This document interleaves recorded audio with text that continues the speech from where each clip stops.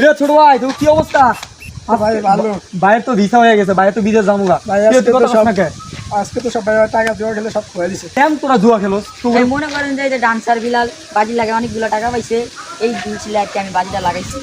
কি লেগেছে তোরা বাজি ধরস? এই যে তোর কতবার কইছি যে জুয়া খেলিস না, জুয়া খেলে কেউ কখনো বড়লোক হইতে পারছে?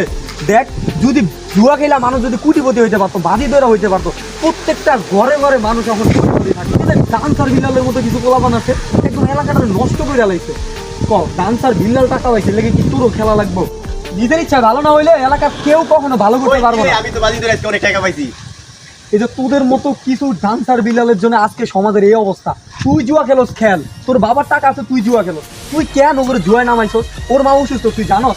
তোর কতদিন আমি মানা করছি, তুই তারপরও কেন ওর জুয়াই লইছস? তোর আর কখনো জুয়া লবি না, একদম কয়া দিলাম। যদি কখনো ওর জুয়া খেলতে ডাকছস একদম মাইরালাম। যা আমার চোখের সামনে, যা যে তোকে না দেখি।